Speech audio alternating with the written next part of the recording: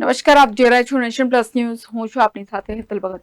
વડોદરા મહાનગરપાલિકા દ્વારા વિવિધ કાંસ કામગીરી હાથ ધરવામાં આવી છે, જેને લઈને ડભોઈ રોડ પર આવેલ કાંસનું મુંબઈથી મંગાવેલ ડ્રીમ માસ્ટર મશીનથી કરાઈ રહેલી કામગીરીનું પાલિકાની સ્થાયી સમિતિના ચેરમેને નિરીક્ષણ કર્યું હતું. વડોદરા શહેરમાં એવી ઘણી બધી કાંસો આવી છે જ્યાં જે કાંસો પહોળા અને નેચરલ છે, જ્યાં જેસીબી દ્વારા કામગીરી કરી શકાય છે, પરંતુ ઘણી બધી કાંસો એવી છે કે જ્યાં જેસીબી દ્વારા કામગીરી કરી શકાતું નથી, જેને લઈને મુંબઈથી એક ડ્રીમ માસ્ટર મશીન મંગાવવામાં આવ્યું છે. આ મશીન દ્વારા કાંસમાં કચરો સાફ કરવામાં આવે છે. ત્યારે વડોદરા શહેરમાં એક ટ્રાયલ બેઝ રૂપે આ મશીનને મંગાવવામાં આવ્યું છે. આ મશીનને આજે ડભોઈ રોડ પર આવેલ કાંસમાં ઉતારવામાં આવ્યું હતું.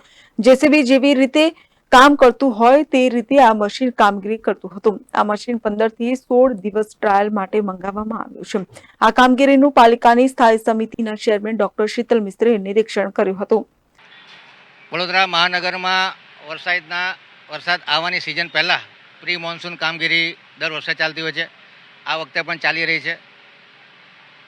વડોદરાના ઇતિહાસમાં કોઈ દિવસ ના થયું એવું જ્યારે મેં 4 જૂનની વિઝિટ કરી ત્યારે મારા ધ્યાનમાં આવ્યું કે ઘણા બધા એરિયા એવા છે કે જ્યાં આગળ જેસીબી પોકલેન્ડ મશીનથી પહોંચી શકાતું નથી.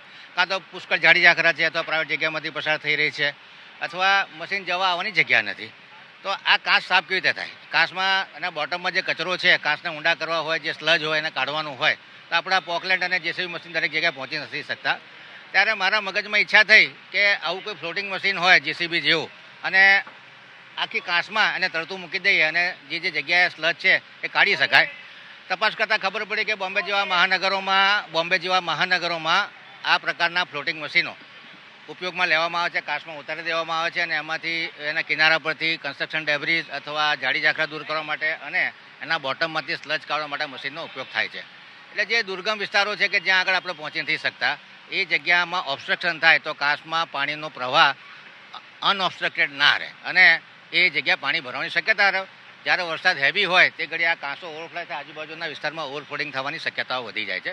નદી પાણી લેવાનું બંધ કરી દે. એટલે કાંસોને ઊંડા કરવા, એમાં બોટમમાં રહેલો તમામ પ્રકારનો જે મડ છે એ કાઢી નાખો, જેને આપણે ડિસ્લજિંગ કહીએ, એ પ્રકારનું આ ક્લીનટેક કંપનીનું ડ્રેન માસ્ટર કરીને મશીન છે. પ્રાયોગિક ધોરણે વડોદરા શહેરમાં 15-16 દિવસ માટે આ મશીન ચલાવવાનું અમે નક્કી કર્યું છે. એક શિફ્ટના 40,000 છે. 15-16 દિવસ ચાલવાથી 8 થી 9 લાખ રૂપિયાનો ખર્ચો આવશે. પરંતુ આપણા જે બોટલનેક એરિયા છે અથવા જે દુર્ગમ વિસ્તારો છે, ખાસ કરીને 3 કાંસો છે, રૂપારેલ કાંસ, મસિયા કાંસ અને ભૂખી કાંસ, વત્તા એ રાજીવનગર કાંસ છે કે બીજી કોઈ કાંસ હોય કે જેનું નામ ના હોય પરંતુ એ સીધી નદીમાં, જાંબુઆ નદીમાં કે વિશ્વામિત્રી નદીમાં ખુલતી હોય, તો આ તમામ કાંસોની સાફ સફાઈ થઈ શકે એવું છે. આ મશીનમાં જે નેચરલ કાંસ છે, પહોળા કાંસ છે, એમાં સાફ સફાઈ થઈ શકશે, પરંતુ જે કન્સ્ટ્રક્ટેડ આરસીસી ચેનલ છે, જે સાંકડા કાંસ છે, એમાં મશીન જઈ ન શકે. અત્યારે મહાનગર પાસે રૂપારેલ કાંસમાં મશીન ઉતાર્યું છે.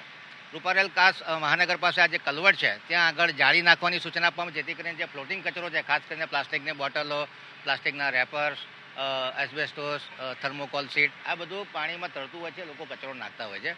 આ જાળી લગાડવાથી કચરો બધો અહીંયા જ ભેગો થશે. પંચેટી દ્વારા તમામ કચરો મેન્યુઅલી દૂર કરી અને એને લેન્ડફિલ સાઇટ પર મોકલવામાં આવશે.